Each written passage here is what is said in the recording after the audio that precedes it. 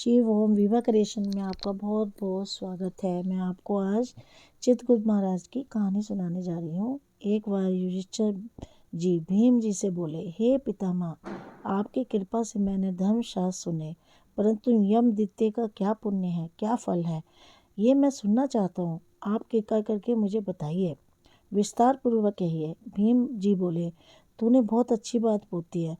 मैं उस उत्तम व्रत को विस्तार पूर्वक तुझे बताता हूँ। कार्तिक मास के उजाले और चैत के अंधेरे की पक्ष जो द्वितीय होती है, ये यम द्वितीय कहलाती है। युधिष्ठिर बोले, इस कार्तिक के उजाले पक्ष की द्वितीय में इस किसका पूजन करना चाहिए, और चैत महीने में ये व्रत कैसे हो, इसका किसका पूजन करें। भीम बोले, हे युधिष्ठिर, पुराण संबंधी कथा कहता है, इसमें शास्त्र नहीं है कि इस कथा को सुनकर प्राणी सब पापों से छूट जाता है। सतयुग में नारायण भगवान से, जिनकी नाभि में कमल है, उनसे 4 मुख वाले ब्रह्मा जी उत्पन्न हुए, जिनसे वेद वेता भगवान ने चारों वेद कहे। नारायण बोले, हे ब्राह्मण जी, आप सबकी तुरीय अवस्था, रूप और योनियों की गति हो। मेरी आज्ञा से संपूर्ण जगत की शीघ्र रचो। हरि के ऐसे वचन सुनकर हर्ष से प्रफुल्लित हुए। ब्रह्मा जी के ने मुख से ब्राह्मणों को, बहुओं से क्षत्रियों को, जांघों से वैश्यों को और पैरों से शूद्रों को उत्पन्न किया। उनके पीछे देव, गांधर्व, दानव, राक्षस, सांप, नाग, जल के जीव, स्थल के जीव नहीं, नदी, पर्वत, वृक्ष आदि को पैदा कर मुनि को पैदा किया। इसके बाद दक्ष प्रजापतियों को पैदा किया और तब उनने आगे और सृष्टि उत्पन्न करने को कहा। दक्ष प्रजापति से 8 कन्या उत्पन्न हुई, जिससे में से 10 धर्मराज को, 13 काश्यप को और 27 चंद्रमा को दी। काश्यप जी ने देव, दानव, राक्षस, इनके सिवाय भी गंधर्व, पिशाच, गो और पक्षियों की जातियां पैदा हुई। धर्मराज को धर्म प्रधान जानकर सबके पितामह ब्रह्मा ने उन्हें सब लोगों का अधिकार दिया, और धर्मराज ने कहा कि तुम आलस्य त्याग कर काम करो। जीवों ने जैसे तैसे शुभ व अशुभ कर्म किए। इस प्रकार न्यायपूर्वक वेद शास्त्र से कहीं विधि के अनुसार कर्ता को कर्म का फल दो और मेरी आज्ञा का पालन करो। ब्रह्मा की आज्ञा सुनकर बुद्धिराज धर्मराज ने हाथ जोड़कर सबके परम पूज्य ब्रह्मा को कहा, हे प्रभु, मैं आपसे निवेदन करता हूँ कि ये सारे जगत के कर्मों का विभाग पूर्वक फल देने की जो आपने मुझे आज्ञा दी है, वह एक महान कर्म है। आपकी आज्ञा शिरोधार्य कर मैं ये काम करूँगा, जिससे कि कर्ताओं को फल मिलेगा। परंतु पूरी सृष्टि में जीव और उनके देह भी अनंत है। देह काल, जगत, अज्ञान और वेदों से कर्म भी अनंत है। इसमें कर्ता ने कितने किए, कितने भोगे, कितने शेष हैं, ये और कैसे उनका भोग है, तथा इन कर्मों के भी मुख्य गौण भेद से अनेक हो जाते हैं। अब कर्ता ने कैसे किया, स्वयं किया या दूसरे की प्रेरणा से किया, आदि कर्म चक्र महागहन है। अतः मैं अकेला किस प्रकार उस भार को उठा सकूंगा। इसलिए मुझे कोई ऐसा सहायक दीजिए जो धार्मिक, न्यायी, बुद्धिमान, शीर्षकारी, लेख कर्म में विज्ञान, चमत्कारी, प्रत्यवी, ब्रह्मनिष्ठ और वेद शास्त्र का ज्ञाता हो। धर्मराज के इस प्रकार प्रार्थना पूर्वक किए हुए कथन को विधाता का सत्य जान मानकर प्रसन्न हुए और धर्मराज को मनोरथ पूर्ण करने की चिंता करने लगे। और उस सब गुणों वाले ज्ञानी लेखक पुरुष होना चाहिए, जिसके बिना धर्मराज का मनोरथ पूर्ण न हो। तब ब्राह्मण ने कहा, हे धर्मराज, तुम्हारे अधिकार को मैं सहायता करूँगा। इतना कह ब्रह्मा जी ध्यान मगन हो गए। इसी अवस्था में उन्होंने 1000 वर्ष तक तपस्या की। जब तपस्या खुली तो तब अपने सामने श्याम रंग, कमल नयन, शंख की सी गर्दन, यूं सिर, चंद्रमा के समान मुख वाले कमल दवात और पानी हाथ में लिए हुए, माँ बुद्धि देवताओं को मान बढ़ाने वाले, धर्माधर्म के विचार में महाप्रवीण, लेखक कर्म में महाचतुर पुरुष को देखकर उससे पूछा कि तू कौन है। तब उन्होंने कहा, हे प्रभु, मैं माता पिता को तो नहीं जानता, किंतु उनके शरीर से प्रकट हुआ हूँ, इसलिए मेरा नामकरण कीजिए और कहिए कि मैं क्या करूँ। ब्रह्मा ने उस पुरुष के वचन सुन अपने हृदय में उत्पन्न से हुए उस पुरुष को हंसकर कहा, तू मेरी काया से प्रकट हुआ है, इससे मेरी काया से तुम्हारी स्थिति है। इसलिए तुम्हारा नाम कायस्थ चित्रगुप्त है। धर्मराज के पूर्ण में प्राणियों के शुभ शुभ कर्म लिखने में तू सका बने, इसलिए तेरी उत्पत्ति हुई है।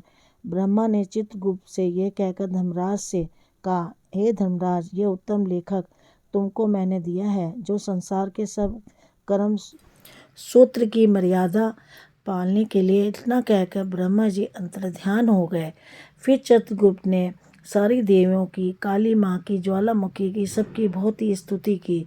ऐसी स्तुति को सुनकर देवी ने चित्रगुप्त को वर दिया। देवी बोली, हे चित्रगुप्त, तूने मेरा आराधना पूजन किया, जिससे मैंने आज तुझको वर दिया है कि तू परोपकार में कुशल, अपने अधिकार में स्थिर और असंख्य वर्षों की आयु वाला होगा। ये वर देकर दुर्गा देवी जी अंतर्ध्यान हो गई। उसके बाद चित्रगुप्त धर्मराज के साथ उसके स्थान पर गए और वे आराधना करने योग्य अपने आसन पर स्थित हो गए।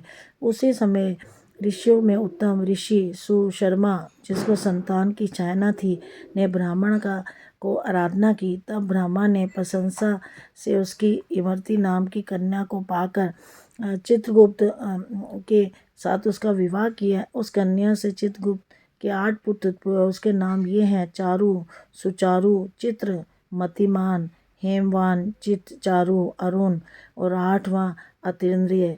दूसरी जो मनु की कन्या दक्षिण चित्रगुप्त की विवाही गई, उसके 4 पुत्र हुए। उनके भी नाम सुनो, भानु, विभानु, विश्वमानु और वीर्यवान। चित्रगुप्त के 12 पुत्र विख्यात हुए और पृथ्वी तल पर विचारे। इसमें से 4 माथुर जी को गए और वहाँ रहने वाले से मथुरा हुए। हे राजा, सुचारु गौड़ बंगले को गए, जिससे वह गौड़ हुए। चित्र भट्ट नदी के पास के नगर को गए, इससे वह भटनागर कहलाए। श्रीवास नगर में भानु बसे, जिससे वह श्रीवास्तव कहलाए। हेमवान अम्बा दुर्गा जी की आराधना कर अम्बा नगर में ठहरे, जिससे वह अभस्त कहलाए। साकसेन नगर में अपनी भार्या के साथ मति मान गए, जिससे वह सूर्य ध्वज कहलाए। और रेनक स्थानों में बसे अनेक जाति कहलाए। इस प्रकार पृथ्वी पर एक राजा, जिसका नाम सोदास था, सौराष्ट्र नगर में उत्पन्न हुआ। वह महापापी, पराया धन चुराने वाला, पराई स्त्री का आसक्त, महाअभिमानी, चुगलखोर और पाप कर्म करने वाला था। हे राजन, जन्म से लेकर सारी आयु प्रांत उसने बहुत ही कुछ भी धर्म नहीं किया। किसी समय वह राजा अपनी सेना को लेकर एक वन में जा, वहाँ बहुत हीरा आदि जीव रहते हैं, शिकार खेलने गया। वहाँ उसने निरंतर व्रत करते हुए एक ब्राह्मण को देखा। वह ब्राह्मण चित्रगुप्त यमराज का पूजन कर रहा था। यमद्वितीय का दिन था। राजा ने पूछा, महाराज, ये आप क्या कर रहे हैं? ब्राह्मण ने यमद्वितीय व्रत कह सुनाया। ये सुनकर राजा वहीं उसी दिन कार्तिक के महीने में शुक्ल पक्ष की द्वितीया को धूप दीपादि सामग्री से चित्रगुप्त जी के साथ धर्मराज का पूजन किया। व्रत करके उसके आगे वह अपने घर गया। कुछ दिन पीछे उसके मन को विसरण हुआ और वह भूल गया। याद आने पर उसने फिर से व्रत किया। समय पुरांत काल संयोग से वह राजा सोदास मर गया। यमदूतों ने उसे ढूंढता से बांधकर यमराज जी के पास पहुंचाया। यमराज ने उसे घबराते हुए मन वाले राजा को अपने दूतों को पीटते हुए देखा, तो चित्रगुप्त से पूछा कि इस राजा ने क्या कर्म किया है। इस समय धर्मराज का वचन सुन चित्रगुप्त जी बोले, इसने बहुत ही दुष्कर्म किया है, परंतु देवयोग से एक व्रत किया, जो कार्तिक के शुक्ल पक्ष की यमद्वितीया को होती है। उस दिन आपका और मेरा गंध, चंदन, धूप, फूल, सागी सामग्री से एक बार भोजन के नियम से और रात्रि के जागने से पूजन किया। हे देव, हे महाराज, इस कारण ये राजा नरक में डालने योग्य नहीं है। चित्रगुप्त के ऐसा कहने से धर्मराज ने उसे छुड़ा दिया और वह इस यमद्वितीया के व्रत के प्रभाव से उत्तम गति को प्राप्त हुआ। ऐसा उनका राजा युधिष्ठिर भीम से बोले, हे पितामह, इस वक्त में मनुष्यों को धर्मराज और चित्रगुप्त जी का पूजन कैसे करना चाहिए, सो मुझे कहिए। भीम बोले, भीष्म बोले, यमदित्य के विधान को सुनो। एक पवित्र स्थान पर धर्मराज और चित्रगुप्त जी की मूर्ति बनाए, उसकी पूजा की कल्पना करे। वहाँ उन दोनों की प्रतिष्ठा कर 16 प्रकार के और 5 प्रकार की सामग्री से श्रद्धा भक्ति और नाना प्रकार के पकवानों, लड्डुओं, फल फूल, पान और दक्षिणादि सामग्री से धर्मराज और चित्रगुप्त का पूजन करना चाहिए। पीछे बराबर नमस्कार करे। हे धर्मराज जी, आपको मेरा नमस्कार। हे चित्रगुप्त जी, आपको नमस्कार है। पुत्र दीजिए, धन दीजिए, सब मनों को पूर्ण कर दीजिए। इस प्रकार चित्रगुप्त के क्या धर्मराज जी का पूजन कर विधि से दवात और कलम की पूजा करे। चंदन, कपूर, अगर और नवेद फल पान दक्षिणादि सामग्री से पूजन करे और कथा सुने। बहन के घर भोजन कर उसके लिए धन आदि प्रदान दे। इस प्रकार भक्ति के साथ यमदित्य का व्रत करने वाला पुत्र से युक्त होता है और मनवांछित फलों को पाता है। सभी मिलके बोलिए, चित्रगुप्त महाराज की जय। यमराज महाराज की जय।